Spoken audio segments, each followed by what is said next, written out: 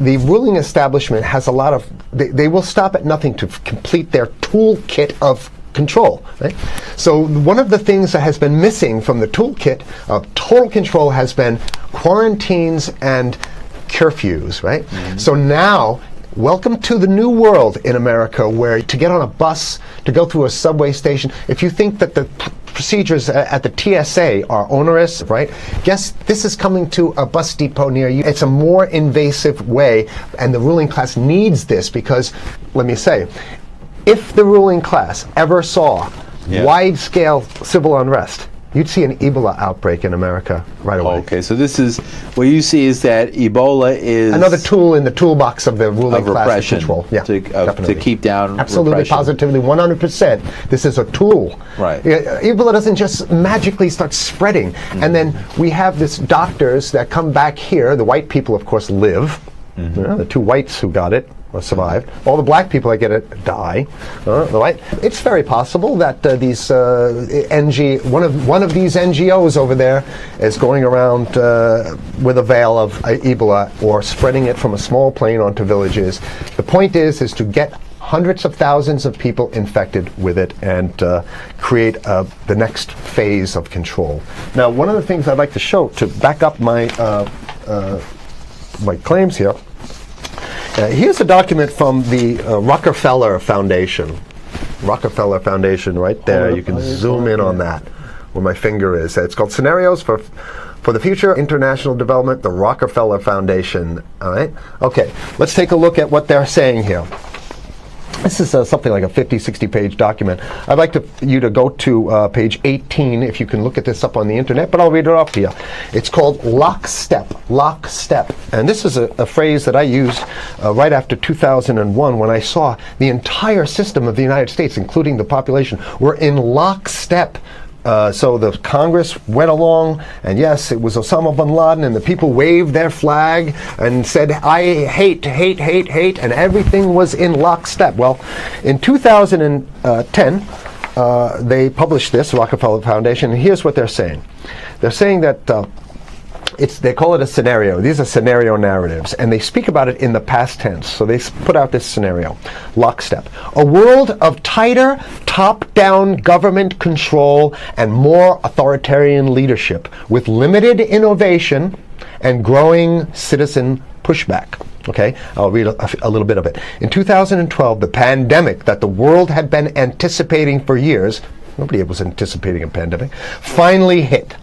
Unlike 2009's H1N1, this new influenza strain originating from wild geese, they use some scenario, but this is Ebola they're talking about. Go ahead. Even the most pandemic prepared nations were quickly overwhelmed when the virus streaked around the world, infecting nearly 20% of the global population and killing 8 million in just 7 months, the majority of them healthy young adults.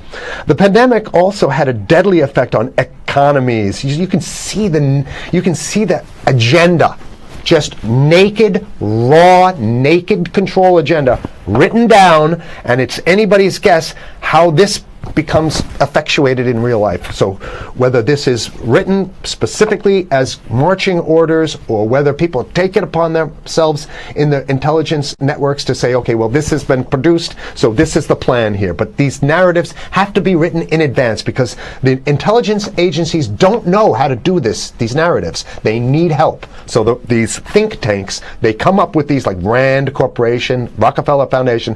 These are think tanks of death. They're not the think tanks, they're not there to find great ways to help people. Right? Okay, the pandemic also had a deadly effect on economics. International mobility of both people and goods screeched to a halt. Which is what they want. They want a completely isolated world, right? Debilitating industries like tourism and breaking global supply chains. Well, of course they want tourism stopped because they're not in the tourism business, and they want you at home in your house in front of the TV. Then they got you, because once you watch the TV, they own your soul. Even locally. Wait a second, we're on television. I mean commercial television, let's say. National. Even locally, a normally bustling manufacturing shops and offices sat empty for months. Okay, so I love how they talk about it in the past tense in 2010. Right? The pandemic blanketed the planet, though disproportionate numbers in Africa died. Southeast Asia and Central America, where the virus spread like wildfire. It sounds like the opening monologue of a disaster movie, right? Exactly. Now listen to, here's the good stuff now. But even in developed countries, containment was a challenge. Now here's this one. I love this one. The United States' initial policy of strongly discouraging, in quotation marks, strongly discouraging citizens from flying proved deadly in its leniency. So they're saying, that... No, keep going. Okay, read it. Proved deadly in its leniency. So they should have been tougher, right? Accelerating the spread of the virus, not just within the United States, but across borders. However, a few countries did fare better. China in particular. The Chinese government's quick imposition and enforcement of mandatory quarantine for all citizens, as well as its instant and near hermetic sealing off of all borders, saved millions of lives, stopping the spread of virus far earlier than in other countries. So the message is here is we have to look towards the Chinese, the oppressive totalitarian Chinese regime as an example of what we need to be doing here. And of course, the ruling class here loves the Chinese regime because they have demonstrated to the ruling class the most efficient form of capitalism, which is authoritarian capitalism. So we have capitalism, but unfortunately we have this veil. I get it. We have this veil of democracy. This is very interesting. This is continue on. Okay. Okay. China's government was not the only one that took extreme measures to protect its citizens from risk and exposure. During the pandemic, national leaders around the world flexed their muscles, flexed their authority, and imposed airtight rules and restrictions. You can see the agenda. Okay, no, go. Okay. From the mandatory wearing of face masks to body temperature checks at the entries to communal spaces like that's what's happening right now. Yeah, but soon it's going to be like body. It'll be at the subway. Yeah, well, is that what you're saying? We'll be going through this in the to get on the buses and the subway, absolutely, things positively. like that. And what this means though is don't think about having a cigarette, a joint on you, or I mean, basically you can't. This is a dragnet for everything. So if in order for you in other words, just like with stop and frisk, this is ultimate stop and frisk. This is the ultimate cavity stop and frisk, cavity search kind of thing. All right, so during the pandemic, national leaders around the world flex their authority. Now there's some good stuff. Listen to this. And even supermarkets, they want body checks at supermarkets. Okay, so basically what they're saying is they're building a system where every move you make, you got to go through them. You can't get food. Well, how about if you go to the farmer's market? Right. Here's the good stuff now. I mean, it just keeps getting better. Even after the pandemic faded, this more authoritarian control and oversight of citizens and their activities stuck and even intensified. That's the whole point. So they're going to get rid of... Didn't that happen already with 9/11? Of course. 9/11 was how many, 14 years ago, and we still have all these draconian so rules. So they're going to put the body cavity USA, searches Patriot, and all that. That's right. So in order to get to a supermarket, you got to have a body cavity search, and then when there's no more Ebola, well, you know what? We kind of like this way because we have an complete infrastructure of a control grid.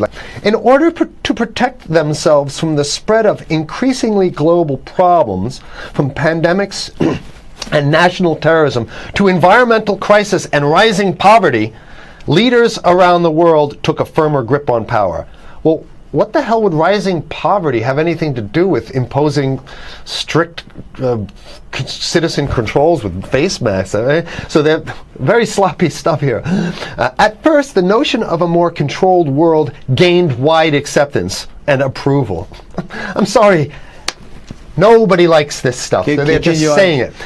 No, I have to provide analysis. Only because we only have 5 minutes left, so that's. Oh my God. Okay. Citizens willingly gave up some of their sovereignty and their privacy to more paternalistic states in exchange for greater safety and stability. I mean, that's just a complete naked contradiction to the famous saying that if you think you're going to give up a little bit of security, I mean, if you're going to give up your freedom for security, you're going to get neither. That's the long-standing thing. And here what they're doing is they're not even ashamed or embarrassed to absolutely say the exact opposite. They're saying, yes, we all want to give up our privacy and sovereignty for more stability and security and stability. So you don't get that.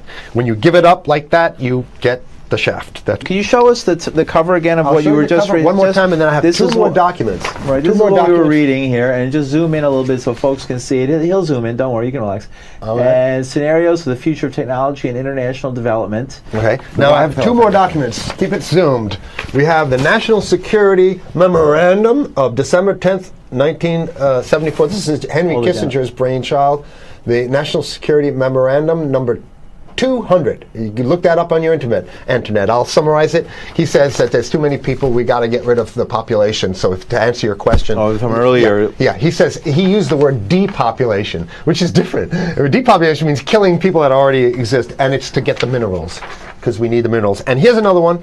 The CDC has a patent on Ebola. They patented it. Yeah? Right. So basically, if you want to get a cure for your Ebola, it says it right up here, right? It says human Ebola virus species and compositions and methods thereof, and it's a patent. It's a patent. They patented the main strain plus something like 17 other strains of it. So they own it now, and I don't know how exactly you can own that, but apparently they've done the same thing. Yeah, I didn't think you could own a natural. Yeah, you can. I guess the main thing to finish off this show is this: that they want to get more control, more and it's going to be curfews and quarantine. So what I'm saying is that unless the American people start to get some new way to revolt, a new way to organize, new way to protest, unless we can break through the apathy, because that's what we have here, then it's going to be a slave state here. The ruling class doesn't seem to have too much resistance. They're getting everything on their Christmas shopping list, and they've been wanting quarantines and curfews for a long time. Now they got it. And if you want to live in a world where you're tricked into all this stuff because it's for your safety, right? And if you want to have a probe and make sure you got to check your pockets, make sure you don't have anything incriminating on you before you go out, and when you step out of your house, you want some police there to monitor and see what you're doing. If that's the world you want to live in, be apathetic, don't do anything. You're going to get that world very soon. It's coming your way, definitely. Mm-hmm. Yeah. So what should people do? What's the hope? You have 30 seconds. To wake up, learn about it, and go fight these bastards in Washington. They're easy to beat. If we can just organize, we can beat them. It's simple. They're weak, and there's so few of them.